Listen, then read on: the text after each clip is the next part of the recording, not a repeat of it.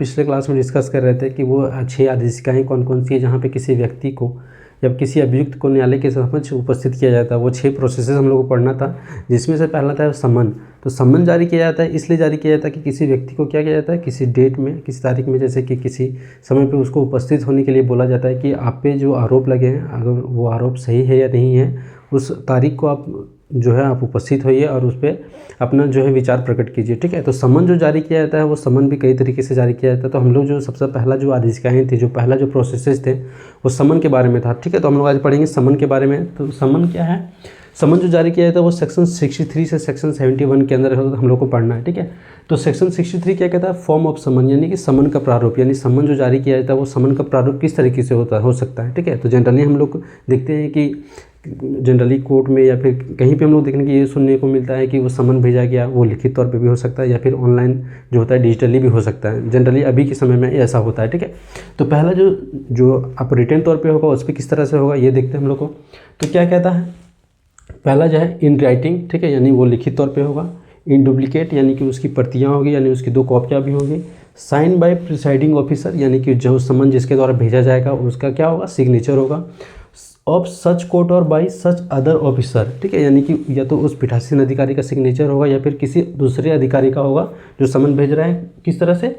As the high court में from time to time by rule direct, क्या जो उच्च न्यायालय उस अधिकारी को क्या करता है? समय समय पर निर्देशित करता हो, उस व्यक्ति द्वारा, उस अधिकारी द्वारा भी साइन वहाँ पे होगा। ठीक है, and shall bear the seal of the court, अगर आप समन भेज रहे हैं तो वो सही है या नहीं है उससे कैसे पता चलेगा? उस कोर्ट का क्या रहेगा? मुहर रहेगा, स्टाम्प रहेगा। ठीक है, ये पहला हो गया। यानी कि पहला में हम लोग क्या देखें, जो ऑफलाइन जो हम लोग भेजते हैं वो क्या होगा? लिखित तौर पे होगा। ठीक है, उसकी 2 कॉपियाँ होगी, उसमें सिग्नेचर होगा और वहाँ का क्या होगा? स्टाम्प होगा, वो लिखित तौर पे होगा। दूसरा क्या कहता है? An encrypted. अब देखिए डिजिटली किस तरह से भेजा जाता है? इनक्रिप्टेड, जैसे कि जनरली हम लोग अपने लाइफ में क्या व्हाट्सएप यूज़ करते हैं तो वहाँ पे क्या लिखा रहता है? किसी चीज़ को हम मैसेज में अगर लिख के भेजें तो वहाँ पे लिखा रहता है message are in to encrypted, यानी कि आपका जो मैसेज है, जो भेजने वाला, जो सेंडर है और जो रिसीवर है, जो रिसीव करता है, वो मैसेज क्या सकता है? जो भेजने वाला है वो देख सकता है और जो रिसीव करता है वही देख सकता है। ठीक है, अगर बीच में अगर वो मैसेज अगर कहीं से चुरा लिया जाता है तो वो क्या कर सकता है? वो उसको ऐसे वर्ड उसको दिखाई देंगे जो उसको पढ़ नहीं पाएगा, उसको समझ नहीं पाएगा। ठीक है, तो उसे हम लोग क्या कहते हैं? इनक्रिप्टेड होता है। ठीक है, तो ये क्या होता है? Any other form of electronic communication. देखिए इलेक्ट्रॉनिक कम्युनिकेशन के द्वारा, जैसे कि हम लोग मेल के द्वारा भेजा जा सकता है। ठीक है, इसके बाद क्या है? सील ऑफ द कोर्ट, फिर से वहाँ पे क्या रहेगा? कोर्ट का क्या रहेगा? मुहर रहेगा, सिग्नेचर रहेगा। ठीक है, इसके बाद क्या है? डिजिटल सिग्नेचर, जहाँ पे अभी हम लोग बात किया डिजिटल सिग्नेचर भी रहेगा। ठीक है, यानी कि ऑफलाइन भेजे या फिर ऑनलाइन भेजे, वहाँ पर क्या क्या जरूरी है? तो वहाँ पर जरूरी है आपका सबसे पहले क्या है? कोर्ट का मुहर, ठीक है, जहाँ पे स्टाम्प का बात करता है, और वो क्या है? डिजिटल सिग्नेचर है। तो हम लोगों ने जाना कि जो मेल जो किया जा रहा है, सॉरी, जो समन जो भेजी जा रहा है वो समन किस तरह से भेजा जा रहा है? अगर ऑनलाइन भी भेजा जा रहा है तो वहाँ पे कोर्ट का मुहर होना चाहिए और सिग्नेचर होना चाहिए। ऑफलाइन भी भेजा जा रहा है तो उस कोर्ट का जो है सिग्नेचर भी होना चाहिए जहाँ से वो समन जारी किया जाता है। इसके अलावा मुहर भी भेजा जाता है, यानी कि अगर जब तक मुहर और सिग्नेचर नहीं हो, इससे क्या पता चलता है? मुहर और सिग्नेचर से ही ये कंफर्म होता है कि ये जो समन है वो सही तरीके से भेजा गया, अदरवाइज क्या वो दूसरे दोषपूर्ण माना जाएगा। हम लोग सेक्शन 63 में देखा कि समन कितने तरह के होते हैं। एक रिटर्न था, एक डिजिटली तौर पे था। ठीक है, तो सेक्शन 63 में वो देखना था। हम लोग सेक्शन 64 में देखेंगे कि वो जो समन था वो उसकी तामील कैसे की जाती है, यानी वो उसकी प्रक्रिया क्या होती है, उसको कैसे पहुँचाया जाता है उस व्यक्ति के पास जिसके लिए समन जारी किया जाता है। ठीक है, तो सबसे पहले इसमें क्या है? पुलिस ऑफिसर द्वारा, एक जो होता है पहला जो समन जो जारी किया जाता है, जो समन पहुंचाया जाता है वो पुलिस अधिकारी के द्वारा होगा। दूसरा क्या है? स्टेट गवर्नमेंट में मेक इन दिस बिहाफ, यानी कि राज्य सरकार द्वारा बनाया गया कोई नियम, ठीक है, जिसके अधीन जो क्या कहता है? किसी न्यायालय द्वारा, ऑफिसर ऑफ द कोर्ट, यानी किसी न्यायालय के ऑफिसर के द्वारा उसको पहुँचाया जाएगा, अधिकारी के द्वारा। इसके बाद क्या? पब्लिक सर्वेंट, यानी कि लोक सेवक द्वारा, यानी जो व्यक्ति के पास जैसे समन दिया जाता है वो किस तरह से दिया जाता है? एक पुलिस ऑफिसर द्वारा, या फिर ये पब्लिक सर्वेंट हो गया, या फिर क्या हो गया? वहाँ का प्रिसाइडिंग ऑफिसर होता है जो उस कोर्ट का पीठासीन अधिकारी के द्वारा वहाँ पे उस व्यक्ति को क्या किया जाता है? वो समन को पहुंचाया जाता है। दूसरा क्या है? उस व्यक्ति को निजी तौर पे क्या कहता है? पर्सनल सर्विस दिया जाता है। क्या किस तरह से? जैसे कि हम लोगों ने सेक्शन 63 में पढ़ा कि उसकी 2 कॉपियाँ होती हैं। ठीक है, तो एक कॉपी क्या होता है? एक कॉपी उस व्यक्ति को दे दिया जाता है जिसके लिए समन जारी किया जाता है। तीसरा क्या है इसमें? साइन इन डुप्लीकेट कॉपी, यानी कि एक कॉपी तो उसे दे दिया जाता है लेकिन प्रूफ के तौर पे, यानी साक्ष्य के तौर पे उसे क्या जाता है? एक कॉपी पे उसका सिग्नेचर ले लिया जाता है, ताकि आने वाले समय में साक्ष्य के तौर पे ये दिखाया जा सके कि उस व्यक्ति ने समन को रिसीव किया था। ठीक है, इन सारी कंडीशनों में ये जो पुलिस ऑफिसर है या फिर जो पीठासीन अधिकारी या फिर जो पब्लिक सर्वेंट या जो भी समन उसको पहुंचाया जाता है तो वो क्या करता है? एक रजिस्टर रखता है अपने साथ। ठीक है, जैसे कि हम लोगों ने डिजिटली तौर पे देखा कि उसको उस व्यक्ति को ईमेल के द्वारा भी दिया जाता है, तो ईमेल का जो भी सारा डिटेल वो क्या रखता है अपने पास रखता है, ताकि आगे के समय में साक्ष्य के तौर पे उसे दिखाया जा सकता है। रजिस्टर अगर ऑफलाइन अगर उस दिया जाता है तो उस व्यक्ति का नाम, पता, फ़ोन नंबर सारा कुछ क्या रहता है, समय की कब उसे ये जो सम्मन दिया गया था उसने रिसीव किया, उस रजिस्टर पे क्या रहता है मेंशन किया रहता है, नोट किया रहता है, ताकि आने वाले समय में साक्ष्य के तौर पे इस रजिस्टर को दिखाया जा सके, ताकि वह व्यक्ति अगर जिसे सम्मन जारी किया था, जिसने सम्मन रिसीव किया है नहीं, अगर वो व्यक्ति अगर मुकर जाता है उस समय, अगर वो कहता है कि उसे सम्मन मिला ही नहीं था, तो इस रजिस्टर के माध्यम से जब वहाँ पे वो प्रूव किया जाएगा कि उस व्यक्ति ने सम्मन को रिसीव किया था, ठीक है, ताकि आगे की प्रक्रिया को क्या किया जा सकता है, उसको चलाया जा सकता है। ठीक, अब जैसे कि हम लोग बात करने जा रहे हैं सेक्शन 65 के बारे में, तो सेक्शन 65 क्या कहता है, service of summon on corporate bodies, firms and societies, यानी निगमित निकायों, फर्मों और सामाजिक यानी समाज पर जो होता है, सोसाइटी पर जो सम्मन की तामील जो होता है उस पर कैसे किया जाएगा। ठीक है, तो सपोज़ करते हैं कोई कंपनी है, तो वहाँ पे किस तरह से अगर हम लोग सम्मन जारी करेंगे तो कैसे करेंगे, किसके नाम से, तो वहाँ के निदेशक के द्वारा उस कंपनी के डायरेक्टर के पास, ठीक है, या मैनेजर के पास, प्रबंधक के पास, या फिर सेक्रेटरी उस सचिव के पास, या other officer of the company of corporation, यानी जो कंपनी का जो दूसरा कोई ऑफिसर है, कोई अधिकारी है, उसके नाम से। ठीक है, ये तब माना जाएगा जब रजिस्टर्ड पोस्ट जो एड्रेस होगा, यानी कि रजिस्ट्रीकृत जो रजिस्टर जो होगा वो पोस्ट ऑफिस उसके द्वारा जो रजिस्टर्ड होगा उसके द्वारा उसे भेजा जाएगा। और जो जनरली पोस्ट के द्वारा क्या होगा, इन कंपनियों के पास जो है डायरेक्टर या मैनेजर या सेक्रेटरी के पास क्या होगा, उसके पास पहुंच जाएगा, तब हम लोग समझेंगे कि वो सम्मन की जो तामील है वो हो गई है। तो हम लोग सेक्शन 65 में देखा कि जो कोई कंपनी है कोई, तो उसको इस कंपनी को हम लोग कैसे हम लोग उसको क्या करेंगे, सम्मन भेजेंगे। तो उस कंपनी को हम लोग जो सम्मन भेजने का तरीका है, इन लोगों के पास भेजते हैं एक रजिस्ट्रीकृत जो पोस्ट के द्वारा, और वो साधारण तरीके से पोस्ट के द्वारा उसमें उसके पास जो है पहुंच जाता है। तब हम लोग समझते हैं क्या कि उसकी जो सम्मन की जो है तामील हो गई है। बात करने जा रहे हैं सेक्शन 66 के बारे में। तो सेक्शन 66 कहता है सर्विस व्हेन पर्सन सम्मन कैन नॉट बी फाउंड, जब सम्मन किया गया व्यक्ति नाम मिल सके, तो ऐसी स्थिति में तामील कैसे की जाएगी, उसको सम्मन कैसे दिया जाएगा।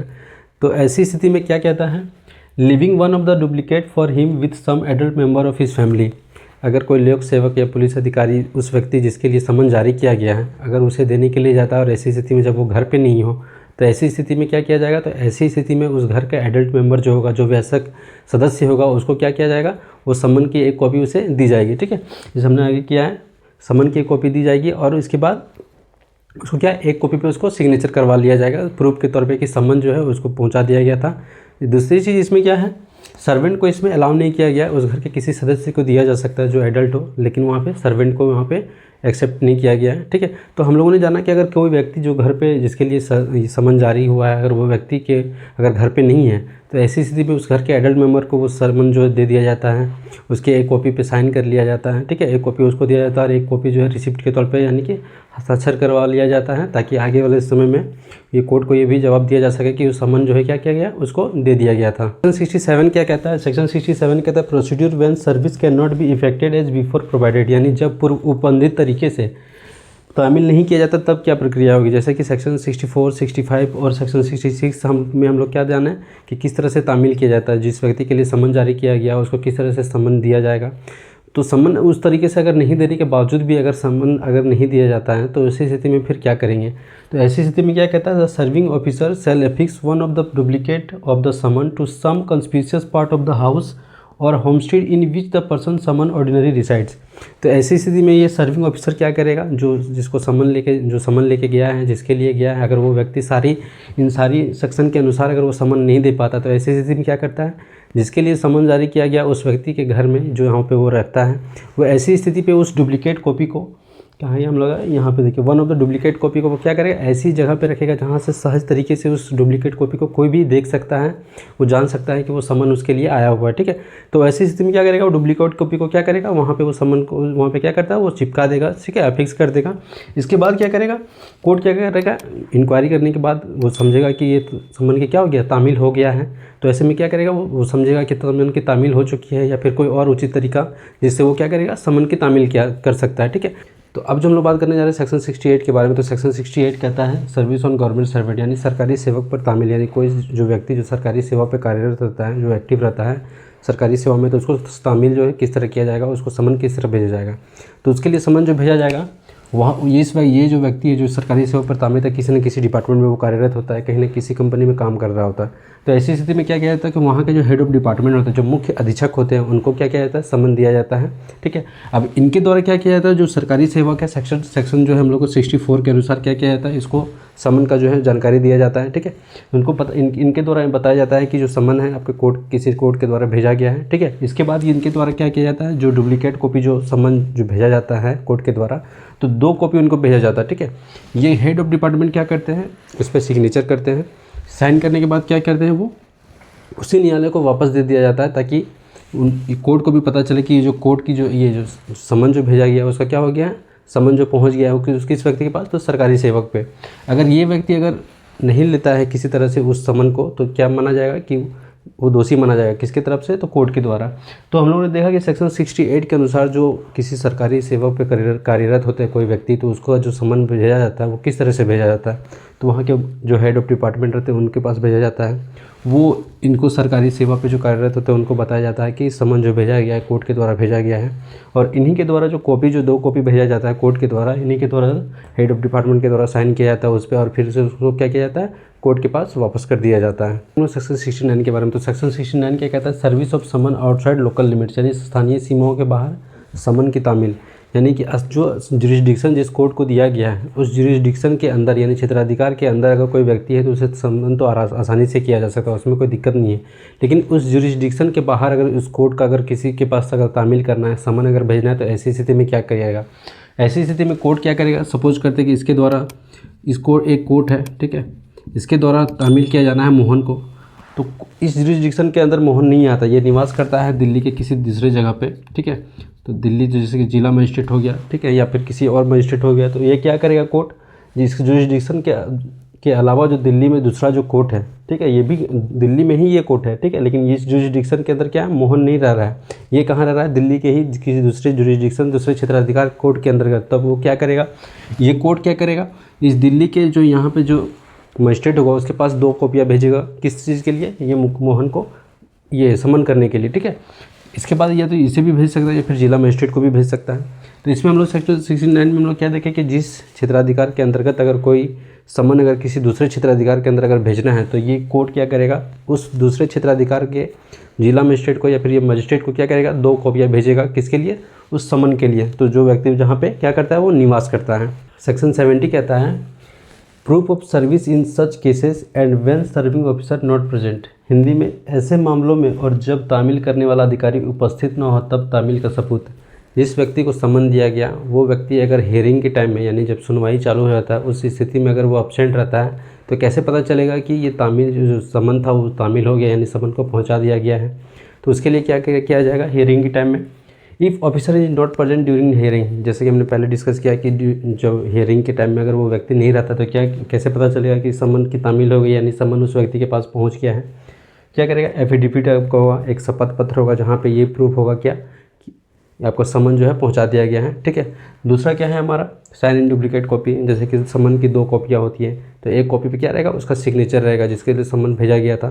ठीक है, तीसरा क्या है इलेक्ट्रॉनिक कम्युनिकेशन, जैसे हमने डिस्कस किया, जिसके द्वारा सेक्शन 64 से 71 के अंतर्गत क्या समझा जाएगा, इलेक्ट्रॉनिक कम्युनिकेशन की यानी कि इलेक्ट्रॉनिक संसूचना के द्वारा ये समझा जाएगा कि वो समन जो है उनको पहुंचा दिया गया है और उसका एक कॉपी जो है साक्ष्य के तौर पे रखा जाएगा। यानी कि ये जो सेक्शन 70 है ये सबूत है इस बात का कि वो जो समन जो है उस व्यक्ति के पास पहुँच गया है जो कोर्ट के द्वारा क्या गया था, निकाला गया था समन। ठीक है, तो जिसमें अगर कोई अधिकारी जिसके द्वारा समन जो भेजा गया कि आप उस व्यक्ति के पास जो समन को पहुँचा दीजिए, तो अगर ऐसी स्थिति में जब समन उसको भेजा गया मिला है या नहीं मिला है, और ऐसी स्थिति में जब हियरिंग चालू हो जाता है, जब वो व्यक्ति कोर्ट पे उपस्थित हो जाता है, तो अगर वो व्यक्ति जिसके द्वारा समन भेजा गया था वो व्यक्ति अगर उपस्थित नहीं रहता तो किन कारणों से हम लोग समझ सकते हैं कि समन की तामील हो गई है।